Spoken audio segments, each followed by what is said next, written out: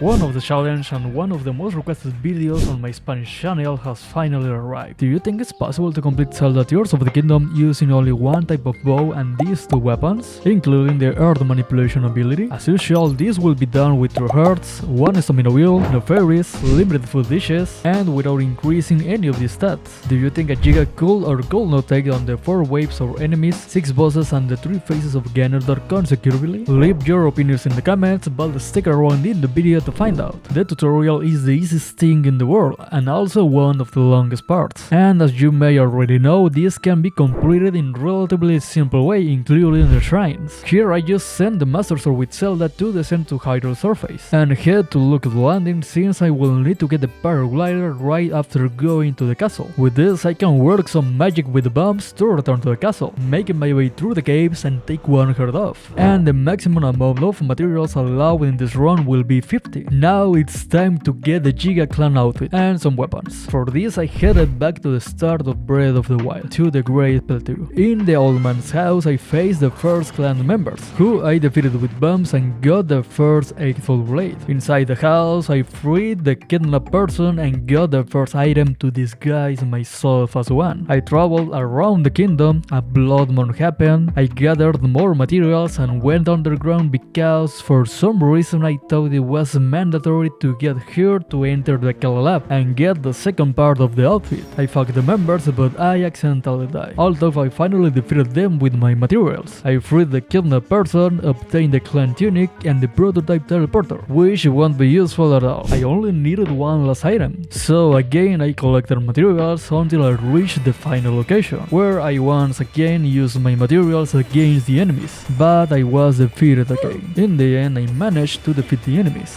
got the 8-fold long blade, and while I was gathering materials, Emily subscribed. Cheers if you watched this video, and great name by the way, very nice. And now I had managed to get the complete outfit to pass myself as one of them. With this I can now obtain the earthwake manual. I headed toward Gerudo during the Shiloh night. This rock was a huge help in reaching the Skyview Tower, saving me a lot of time on the way to the Yiga clan's hideout. The members were suspicious of me, but since they are the smartest people in the world, they let me in. I spoke to this officer to get my first challenge, which involved defeating 3 clan members to obtain the Yiga fabric, but that's not our focus. What matters is the manual, which you get after completing the second challenge. This one was a bit more difficult, as now I had to defeat 6 members who actually tried to attack me, and I managed to get one of the coolest weapons in concept, although the damage is unfortunately pretty weak. I returned underground to gather more essential materials for the challenge, and went to face the Lionels in the Coliseum, as I need more attack power to stand a chance against the bosses. With the Lionels I had to dodge multiple attacks to mount on their backs and strike without using up weapon durability. I defeated the first Lionel, but during this fight I realized I was low on bows, so I had returned to the Yiga clan hideout to buy one, then went back to the Coliseum to take down the rest of the Lionels in the same way as the first one, but I have to say it wasn't easy. I died a couple of times. After that I went to the islands to gather sonai devices like cannons and springs, which will be very important. I cooked 10 dishes to restore hearts lost by the gloom and 10 more to heal my hearts. I fused each of the Lionel horns to my weapons along with an opal and a cannon, and here is my complete gear for everything that's coming up.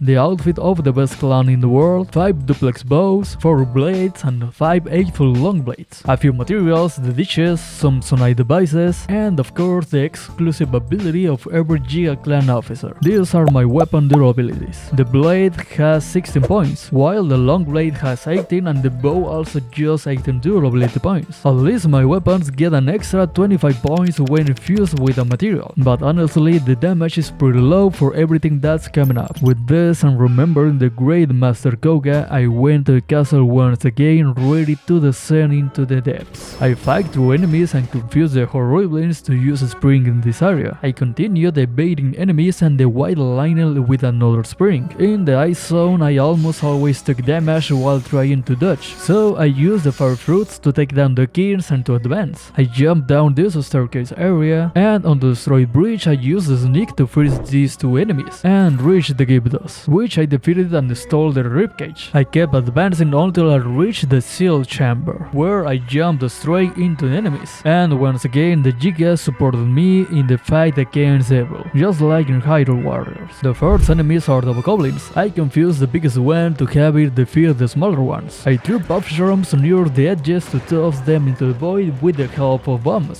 Sneak attacks are also important to finish off the remaining ones. Unfortunately, I was defeated, but I returned, and in the end, the Great Goblin helped me and threw him into the void. The salvos are somewhat tricky due to their speed. I had to blind them with a dazzling fruit and use my puff shrooms to take them down with the sneak attacks. I defeated one normally, and the last one I also tossed into the void. The cockroaches are honestly the simplest army. It's enough to use dazzle fruits, bombs, fire fruits, and some other materials to take them down without breaking a sweat. For the moblins, the strategy is exactly the same as with the second army, but now and then I confuse one to keep it from bothering me while I took down the others. Before facing the bosses, I must remind you to leave a like on this video and subscribe if you want to see me take on your challenge and not miss the future Zelda videos. Colguera is one of the easiest bosses in this game, just shoot arrows at its weak points, and since I have duplex bows, the text becomes much simpler. The second phase is almost the same, just avoid its tornadoes as they can kill you in one hit. Marble Goma is not a big threat to a Yiga clan member. It can be easily defeated with recall. You just need to be a little patient and escape the rock enclosure in the second phase until you defeat it. Against Magdarok, I used my bow and arrows fused with weathery materials. This way I was able to pull him out of the mud and attack him with my weapons. My weapon fused with the opal was also important for this technique. In the second phase, I continued with this strategy, but I also had to use Kiss eyeballs with arrows when he jumped from puddle to puddle to attack him until I defeated him. For the Cockroach Queen, I also had to use my arrows, but this time fused with electric materials. One of my long blades broke and I even used the Yiga power, but bombs and electric materials do a better job, including the ribcage fused to arrows. In the second phase, I had to destroy the hypes and deal with the Gyptos to avoid problems, and with a flurry of arrows and bombs I managed to defeat her. The Seas construct is the one that scares me of the most of all. I loaded off of batteries to attack him with the cannon fused to a sword. This stuns him and I can perform spinning attacks to push him against the ropes. The construct's second phase is the same. You just have to be careful with his cannon shots, which send you straight to heaven. I only had one last boss left before the final showdown. The little girls are somewhat tricky if you are not careful. For this, the best and simplest strategy is to shoot bomb arrows and one of their heads to hit multiple ones. This can be complicated when they charge at you. One bow broke and I was left with only one. I continued shooting arrows in the second phase, but I had run out of the bombs, although I still had other materials. This allowed me to finish off each of them. I dismantled these fusions to combine better materials. I no longer had any bows, and I had 7 weapons, of which 4 were intact. I also had some more materials, most of the dishes, and the Yiga ability, which will be very useful, right? With this, a Yiga had to face the boss of bosses, just like it happened in an alternate timeline. I used the ability, and honestly, it didn't take off much health, but something is better than nothing. I dodged a few attacks, he hit me a couple of times, but I keep dodging. Another weapon broke, and I attacked again with my ability. I made a few more dodges. He attacked again, and after several dodges and counterattacks, the first phase came to an end. In the second phase, I continued with the same strategy of dodges and a few hits with my ability. At this point, I only had 5 weapons left and wasn't sure if they would be enough. The 1 versus 1 showdown arrived, during which I made the mistake of not dodging properly and Ganondorf took away a heart from me.